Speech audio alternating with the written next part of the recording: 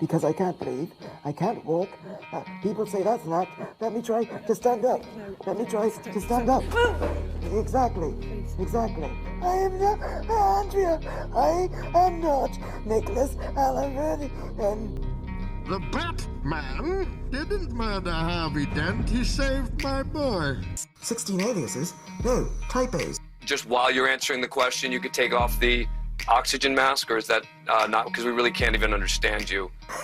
Oh, Andrea, no, that's a low blow. That's a right low blow.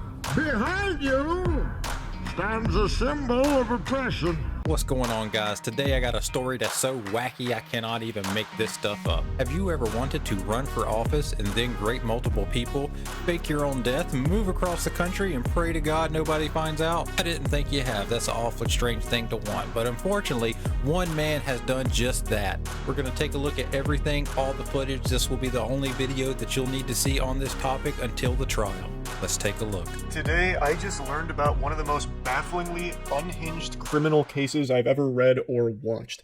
He's accused of raping multiple women in Utah. Breaking news on 12 News this morning, a Scottish court has ruled that a man who goes by the name Arthur Knight is actually a Rhode Island man who faked his own death and is wanted on rape charges.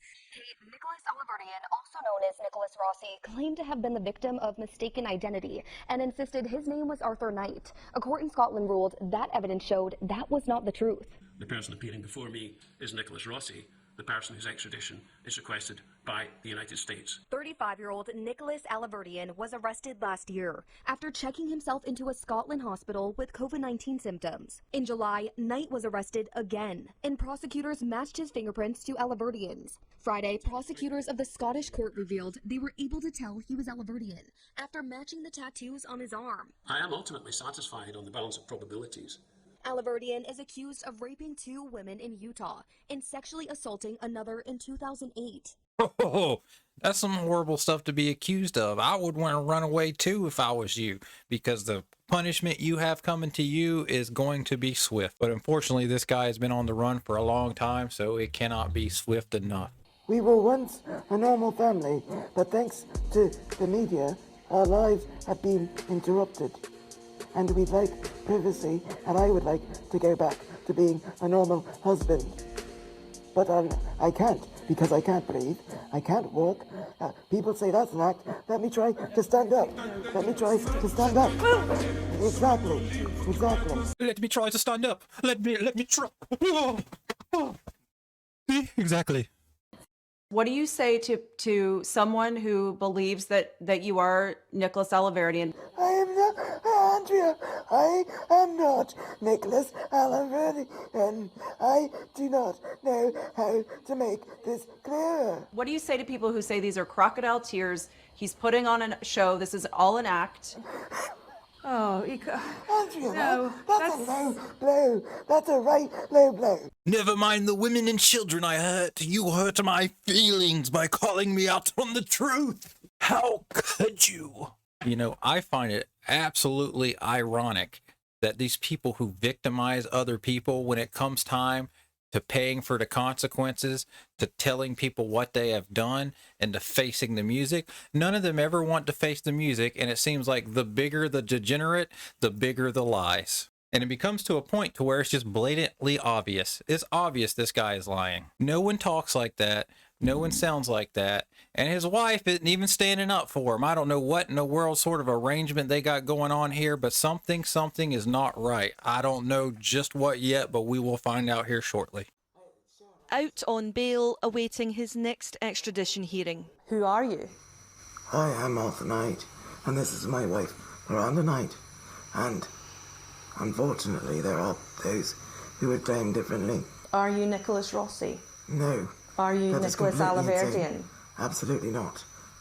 So let me get this straight. You just happen to have all the same exact tattoos as the other guy, which the court looked at and saw that they had enough evidence and felt very, very comfortable that you were the person. But it gets more. We're going to wait till the end. I'm going to prove it without a shadow of a doubt. You're going to thank me later. Are you Nicholas Brown? Yes.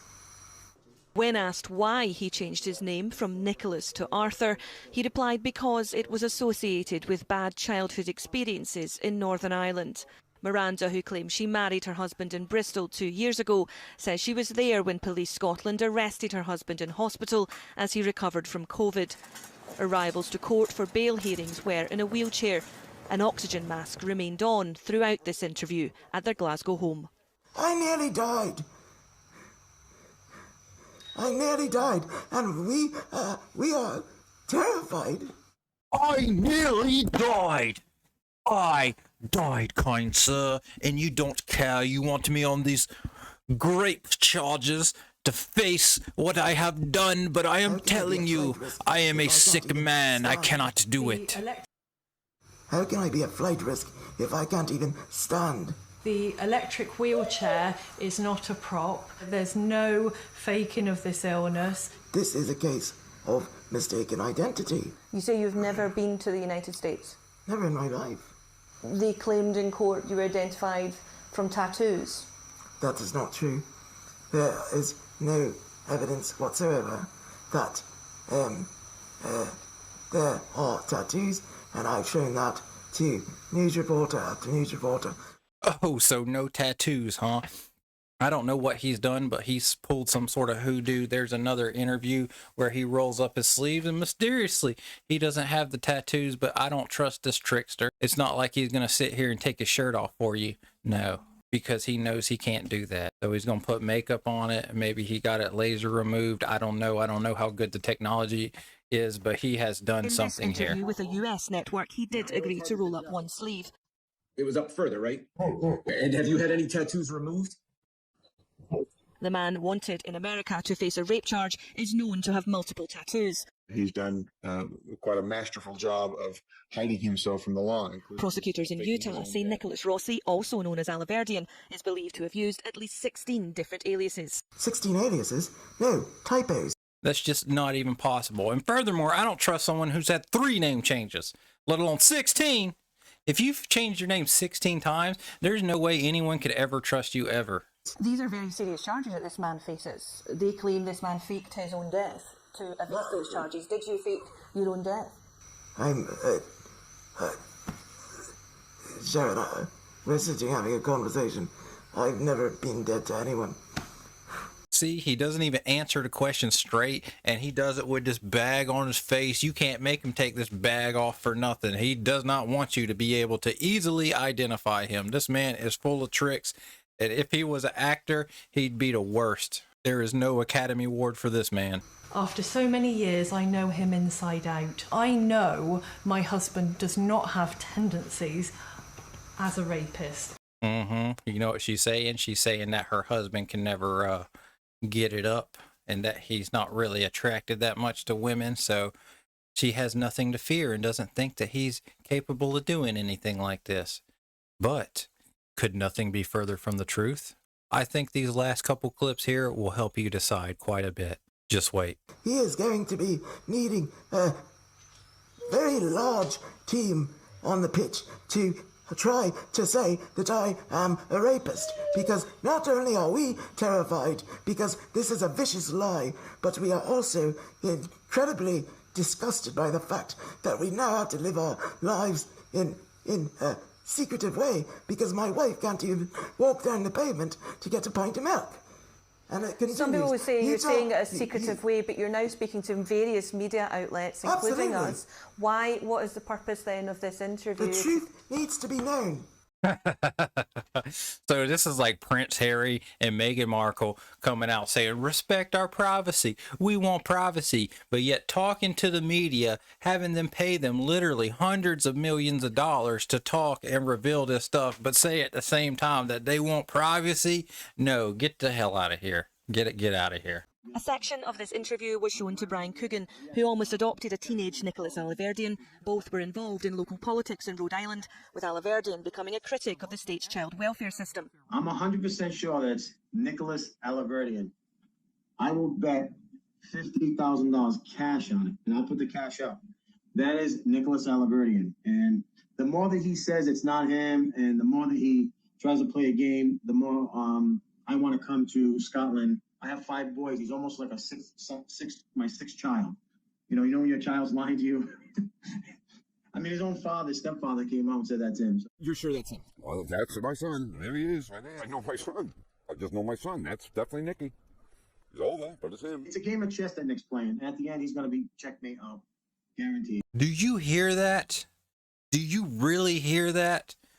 The man that took him in under his wing and his own father says that 100% this is the guy. The police got him with the tattoos, even though he's not showing them to us. They have seen it, and they have photographed him with these tattoos in a jail cell next to the pictures of the other guy. So we know without a shadow of a doubt that this man is lying. This man is guilty, and he's trying to escape justice for something that he did that was absolutely horrendous.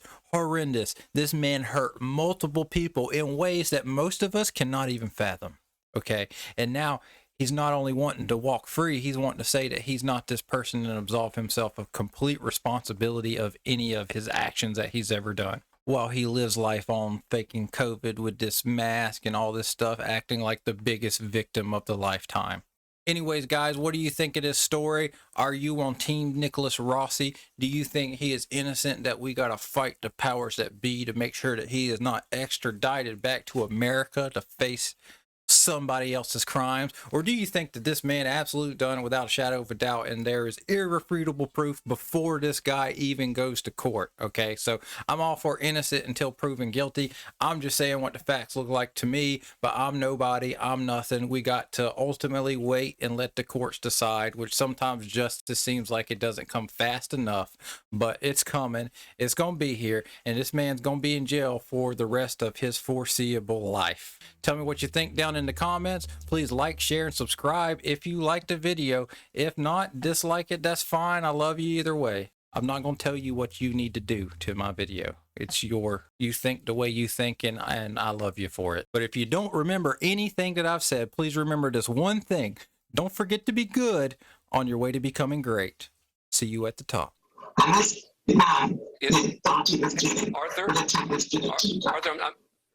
I'm sorry to interrupt. It's just really hard to hear you. Is there any way, just while you're answering the question, you could take off the oxygen mask, or is that not? Because we really can't even understand you. Let me ask Miranda then. Miranda, can you just sort of tell me in essence what he was saying?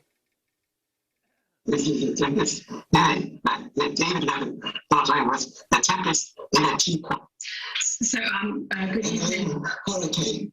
And this will not be over until my name is clear. Good evening, Dan. What Arthur is saying is that this is all a storm in a teacup. When Arthur is a hurricane.